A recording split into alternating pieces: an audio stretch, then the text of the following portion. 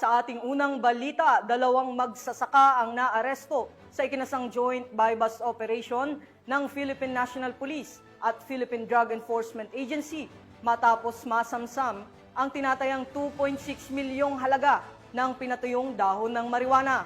Alamin ang detalye ng report mula kay Patrolwoman Jesly Sabado.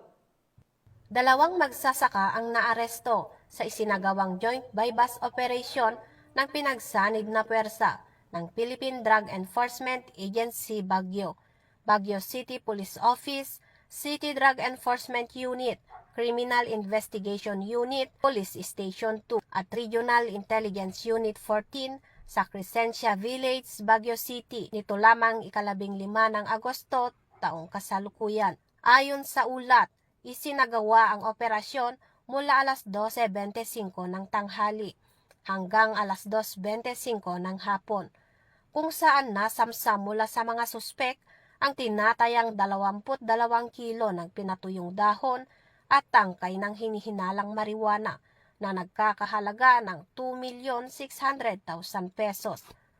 Bukod sa ilegal na droga, nakumpiska rin ang iba't ibang kagamitan, kabilang ang buy-bust money, bodle money, mga sako, cellular phone ng mga suspek at kanilang mga identification card. Ang operasyon ay isinagawa sa presensya ng mga opisyal na testigo na kinabibilangan ng isang barangay kagawad ng Crescencia Village, kinatawan ng National Prosecution Service at isang media representative.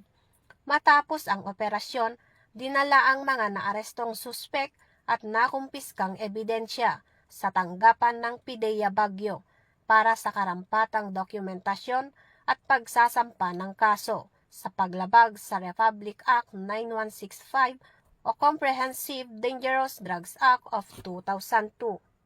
Mula dito sa Baguio City, ako yung PNN correspondent, Patrolwoman Jesly Sabado, alagad ng batas, taga-taguyod ng Balitang Pulos.